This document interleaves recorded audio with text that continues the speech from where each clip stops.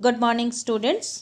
आपकी हिंदी पाठ्य पुस्तक रोली का अगला पाठ कबूतरबाजी, जिसके लेखक हैं मधुर अथैया जी।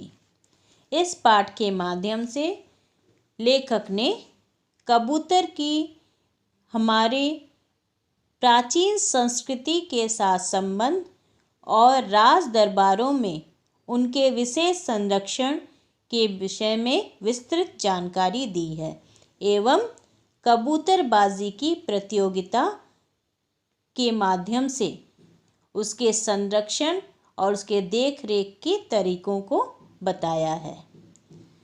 आइए विस्तृत रूप से इस पाठ को समझते हैं। कबूतर प्राचीन काल से ही भारतीय समाज एवं संस्कृति का अंग रहा है। राजा महाराजाओं ने कबूतरों को विशेष संरक्षण प्रदान किया। प्राचीन काल में कबूतर का प्रयोग संदेशवाहक के रूप में किया जाता था। भारत में कई नस्लों और जातियों के कबूतर पाले जाते हैं, जैसे शिराजी, खाल, जोगिया, खैरा, भातिया, नकाबपोश, लोटन, चंदनचोइया, चिराग रोशन, बबरा, मक्सी, पोटिया, लक्का इत्यादि। लक्का कबूतर को कबूतरों का मोर कहा जाता है। कबूतरों के चुग्गों के लिए बाजरा, ज्वार, मक्का आदि का प्रयोग किया जाता है। कबूतरबाज अपनी कबूतरों की पहचान के लिए कबूतरों के पैरों में लोहे या प्लास्टिक का छल्ला बांध देते हैं। राज दरबारों में कबूतरों की देख रेख के लिए उस्ताद या खलीफा रखे जाते थे। ये उस्ताद कबूतरों को प्रशिक्षित भी किया करते थे। इन्हीं उस्तादों या खलीफाओं के परिवारों से कबूतरबाजी का शौक आम जनता में फैला और फला फूला। जब कबूतर शहरों के आकाश में तैरते कबूतरबाजों की सीटियों पर गोता लगाते और छतों पर उतरते, तब एक मनोरम दृश्य उपस्थित करते हैं।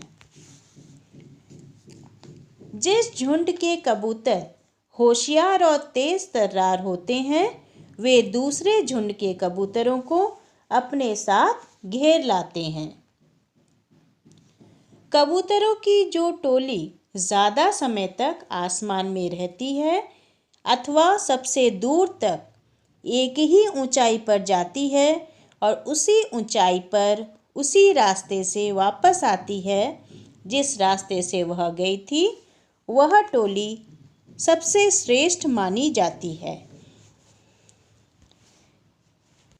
जब कोई कबूतरबाज अपने झुंड में नया कबूतर शामिल करता है तो पहले उस कबूतर को पंख बांधकर पुराने कबूतरों के साथ रखा जाता है ताकि वह जगह की पहचान कर ले। साथ ही उसे जड़ी बूटियाँ खिलाई जाती हैं जिसे कबूतरबाज मसाला कहते हैं।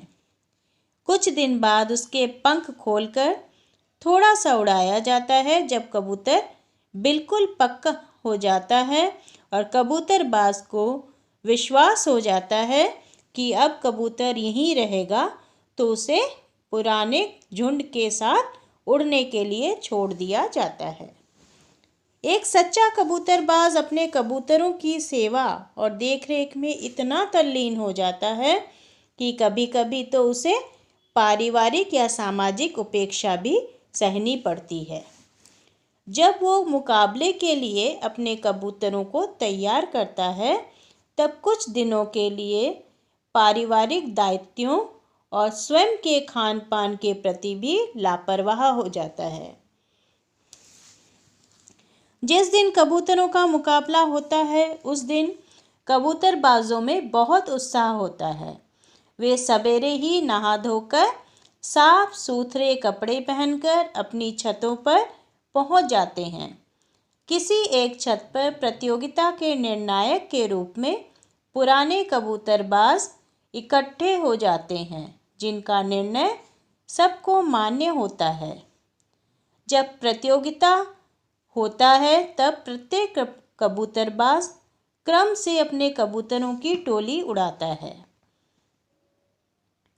कबूतरों की गोला प्रतियोगिता में कबूतरों को ज़मीन पर दौड़ाया जाता है।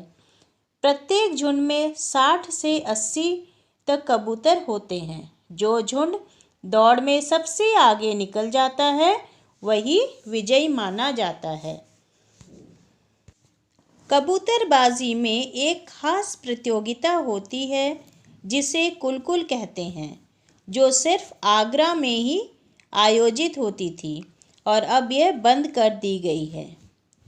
कुलकुल बड़े स्तर पर आयोजित होने वाली प्रतियोगिता है। यह एक बहुत बड़े मैदान में या जंगल में आयोजित की जाती है। इसमें कबूतरबाज अपने अपने कबूतरों को लेकर निश्चित स्थान पर लेकर पहुंचते हैं। इस उड़ान प्रतियोगिता में हजारों की संख्या में कबूतर भाग लेते हैं। प्रत्येक झुंड के कबूतरों को एक निश्चित रंग से चिन्हित कर दिया जाता है। निश्चित समय पर सभी कबूतरबाज अपने कबूतर उड़ा देते हैं। आज के समय में किसी कार्य को शौकिया तौर पर अपनाना कठिन है, क्योंकि अगर उसमें धन, श्रम और समय खर्च होता है और उसमें आर्थिक लाभ नहीं है तो उसे हम स्वीकार नहीं कर पाते। लेखक ने इस कबूतरबाजी को सांस्कृतिक पहचान बताया है, क्योंकि किसी और देश में ऐसी प्रतियोगिता आयोजित नहीं की जाती, केवल भारतवर्ष में ही आयोजित की जाती है। इसलिए यह भारत की एक सांस्कृतिक पहचान है। Thank you.